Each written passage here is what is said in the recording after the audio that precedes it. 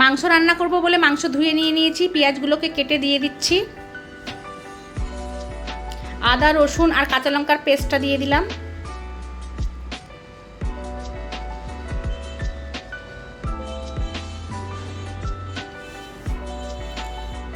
Tomato কেটে দিয়ে দিলাম। এবার স্বাদ মতো নুন দিয়ে দিচ্ছি।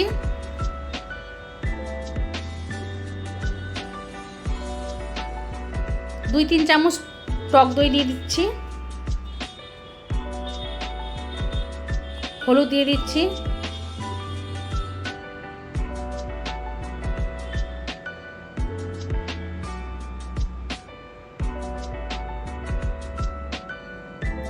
বাড়িতে করা ভাজা জিরের গুঁড়ো দিয়ে দিলাম।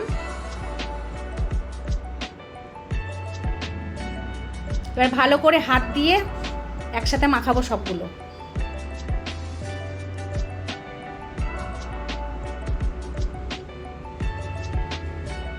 ওপর থেকে সামান্য একটু সর্ষের তেল দিয়ে দিলাম।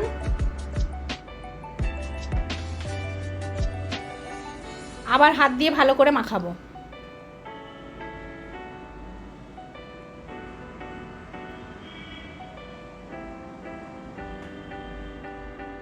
সবগুলোকে ভালো করে মাখাতে হবে। মাখানো আমার হয়ে গেছে। এবার এটাকে আমি 10 মিনিট ঢাকা দিয়ে রেখে দেবো। ডুমো ডুমো করে আলু কেটে নিয়েছি, দুটো শুকনো লঙ্কা নিয়েছি, দুটো তেজপাতা নিয়েছি। গ্যাসটা অন করে দিয়েছি, কড়াইটা বসিয়ে দিয়েছি।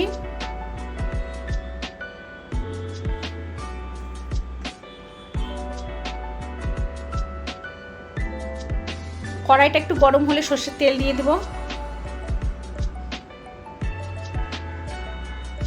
সর্ষের তেলটা গরম হলে 1 চামচ চিনি দিয়ে দেবো। চিনিটা দিলে মাংস কালারটা সুন্দর হয়। এরপর গোটা জিরে আর শুকনো লঙ্কার ফোড়ন দিয়েছি।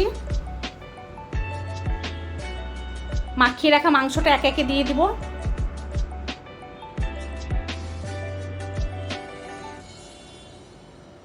তেজপাতা দুটো দিয়ে দিয়েছি। এবার ভালো করে নিচ উপর করে ভালো করে নেড়ে দিতে হবে। গ্যাসটা বাড়িয়েই আমি ভালো করে নাড়ছি।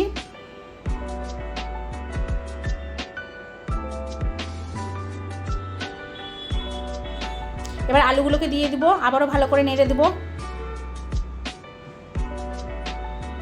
এবার গ্যাসটাকে কম করে ঢাকা দিয়ে দেব।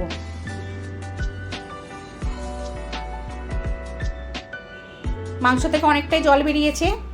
এই জলেই মাংসগুলো সিদ্ধ হবে।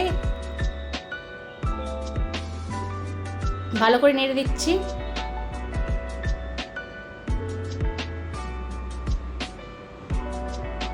মাংসের তেল ছেড়ে দিয়েছে, মাংস কষা হয়ে গেছে। তলায় লেগে গেছে মানেই মাংস কষা হয়ে গেছে, আর তেলও ছেড়ে দিয়েছে।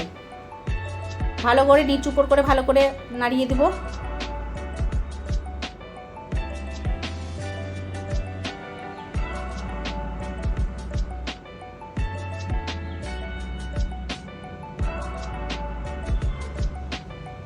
এবার সামান্য জল, ধনেপাতা কুচি আর গরম মশলার গুঁড়ো দিয়ে দিব। গ্যাসের ফ্লেমটা বাড়ানোই থাকবে। এবার শুধু ভালো করে ফুটিয়ে নেব। ঢাকা আর আমি দেব না, ঢাকনা খুলেই আমি ভালো করে এটাকে ফুটিয়ে নেব।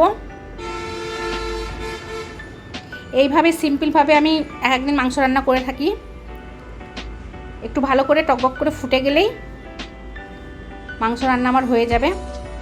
কেমন হয়েছে অবশ্যই জানাবে তোমরা।